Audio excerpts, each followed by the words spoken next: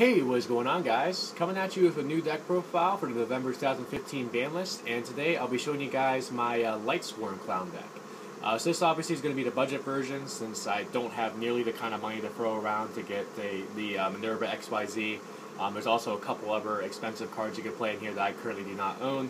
But I figured I'd still show you this budget version, so it's still a lot of fun to play. It still can really just go off like crazy with all the milling that you do, and all the cards that just come back to you when they're sent to the graveyard. So it's still a pretty fun deck. Still one you can maybe win the locals with, but not one that's like as competitive as it could be with some of the more expensive cards. And I will apologize ahead of time for the couple of proxies I do have. I just couldn't find a couple of the main deck cards that I thought I had, but I still want to give you the deck profile since it is mostly completed.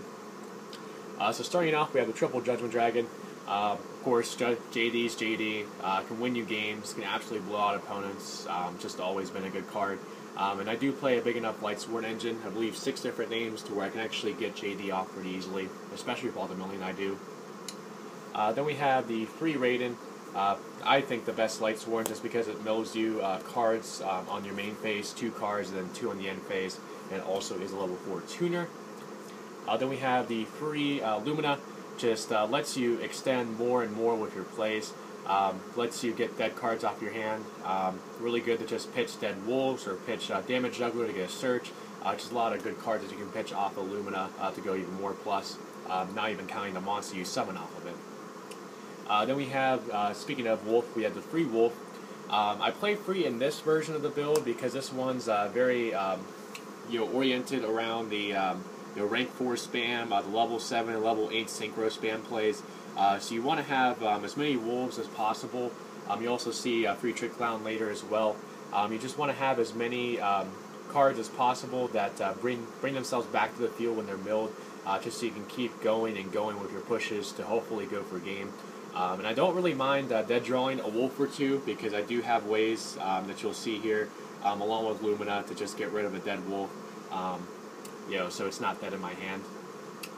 Then we have the 2 Lila. Obviously it's a pretty good card right now considering all the Pendulum decks that are out there. It's also good for a Floodgate out against things like Manny's Emptiness, Macrocosmos, so on and so forth. Then for 1-ofs we have the 1 Felice, just another wolf that is a level 4 tuner. It's a bit harder to summon than wolf, which is why I only played the 1. But it is nice too because you can just destroy a monster with its effect and also mill free. And then finally we have the 1 Minerva, the very cheap Minerva, obviously. This one's good because it's a level 3 tuner, helps you go into your level 7 synchro plays a bit easier, helps you as well to go into some of your higher level synchro plays that you'll see here in the extra deck. And the cool thing about it is if you mill it, it gives you an extra mill, so you can potentially hit one of your wolves or your trick clowns or whatever cards you want to hit in the graveyard. So Minerva is good for that. So that's it for the Lightsworns. It had the Free JD, I believe 13 Lightsworns with 6 different names. For the Clowns, we have the Free Damage Juggler, the Free Trick Clown, and the 2 Hat Tricker. I really did want to play Free Hat Tricker, just because it's really good for the fact that you can easily Spell Summon it and just go for an easy rank 4 play or a synchro play with it. And it is a level 4 Earth, which helps you go into Nat Beast with Glow Up Bulb. But I did have to make room, to make this deck a 40-card main deck, so I did have to cut the Hat Tricker. I cut it over the Trick Clown just because, unlike Trick Clown, Hat Tricker doesn't really do anything for you when it's milled. So I'd rather, increase my odds of hitting that Trick Clown than, increasing the odds of having a Hat Tricker in hand personally. So that's why I decided to do the 2 Hat Tricker. So that's it for the Clown engine. Of course, we have the 2 Honest since the deck is very light-based. Then for 1-of monsters, we have the 1 Electromagnetic Turtle. This obviously is just Necrogarden on crack. You can banish it from the graveyard during your opponent's battle phase to end the battle phase. Unfortunately, its effect is only once per turn, or else I would play more. And the awesome thing too is it fits in the deck a lot better than Necrogarden does, since it is a level 4 that you can use for your Synchro and XYZ plays. Then we have the 1 Glow Up Bulb. Another card that I know I own, but I just could not find anywhere, so I went ahead with the proxy. Glow Up Bulb is really good because it is level 1 Earth, which means you can go to Nat Beast against Pendulum-based decks. You can bring itself back from the graveyard by milling a card, so it can make you go even more plus if you hit the right card.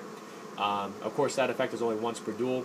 But the reason I like this over, say, a card like Jet Synchron, which I was also considering for the build, is because you can bring it back from Nodin off of Instant Fusion, and whenever it uses the effect to bring itself back, it doesn't banish when it leaves the field like Jet Synchron does, so you can actually get multiple uses off of Glow Bulb if you do need it. Then for the final monster, we have the one Goblin Bird. This is one that you really wouldn't think would fit in the Lightsworn deck, but it actually is really good when you consider all of the dead draws you can potentially have in your hand, with things like Wolf, Elise, just other things in your hand that you just want to get rid of, and Goblinberg helps you to just summon those cards out of your hand. You can also use it to just push your plays even more by, say, summoning a Lumina or a Raiden, along with this, just to push for even more plays. And then, of course, is a level 4 Earth, which means this plus Glow Up Bulb does equal Nat Beast. So that's it for the monsters, total of 29. For spells, we of course have the triple Solar Recharge, since I do play a pretty big Lightsworn engine and just want to get dead cards out of my hand, like Wolf. Any other Lightsworn I like discarding as well, especially to feed Lumina plays. Then we have the 2 Charge, obviously probably the best card in the deck, since it mills you cards, it searches the Lightsworn you need, and it just really helps to feed your engine. Then we have the 3 Instant Fusion. You can pretty much surmise why this card is absolutely broken in this deck. It just allows you to summon Norden and just bring back just about everything from your graveyard. So obviously Instant Fusion's good. It can let you go into just about any play depending on your setup. Then for one-ofs, we have the 1 Foolish. Good for milling Damage Juggler, good for milling Trick Clown, Wolf, whatever you need in your graveyard, Glow Up Bulb. The 1 Rhoda to search out Raiden or Goblinberg. And finally, the 1 Soul Charge if you just want to go really ham and just make an unbreakable board. So that's it for the main deck. Total of 40 cards. As I said, it was 29 monsters and 11 spells. Now on to the extra deck, which I do admit, along with the main deck, is very tight on space. There's a lot of cards I would like to play, but just didn't have the room for. So starting off, we have the 2 Nodin. It is a card that I would like to play at free, since I played the free Instant Fusion, but it's very unlikely with how much this deck mills that you'll actually resolve free Nodin, or free Instant Fusion I should say, so 2 is enough, and again, extra deck space is very tight. Then for Synchros, we have the 1 Naturia Beast, since you do have Glow Up Bulb that allows you to go into this. For 7s, we have Black Rose and Michael. For 8s, we have Scrap Dragon and Stardust Dragon. One thing I definitely will say is if you do own 1 or 2 Cyframe Lord Omegas, I definitely would play those over these. Since with Cyframe Lord Omega, if you're going first, you can loop cards out of your opponent's hands really easily with the way this deck can just spam monsters on board.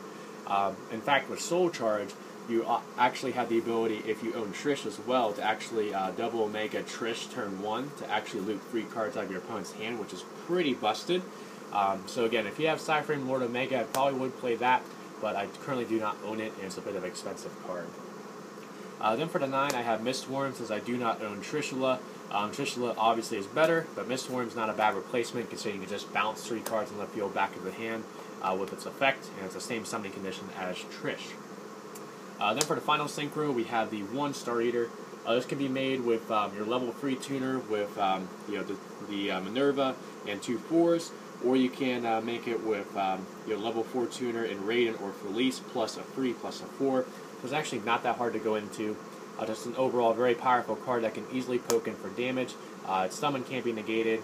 Just overall a really powerful card. Then for rank 4s, we have Abyss Dweller, Castel, Dark Rebellion just to push for some more damage, Samurai since it can double attack, 101, and then finally Trapeze Magician, since you have so many spellcasters you can overlay into this, and you can make one of your other monsters attack twice. This with JD obviously is game. This with, say, Scrap Dragon this game. It's just a lot of OTK combos that you can make off of Trapeze Magician.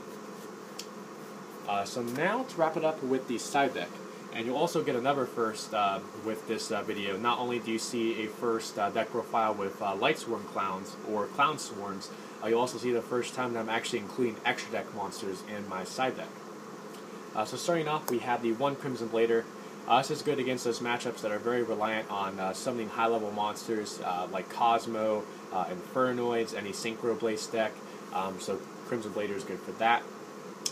Then we have Ptolemaeus and Diamond for those dark base decks like Burning Abyss. Would be something that I would play in just a regular extra deck, but there's just so little room, so that's why I did decide to side them. Then we have the third Lyla, obviously to get rid of annoying back row and floodgates, along with the free MST. Definitely something, if I did own Galaxy Cyclones, these probably would be replaced with Cyclones, but another expensive card that I just don't want to pick up, honestly. And I've honestly always liked MST. Then we have the free Breakthrough skill. It's good because it's effect negation that you can use out of the graveyard. Just can protect your monsters from annoying effects on your turn.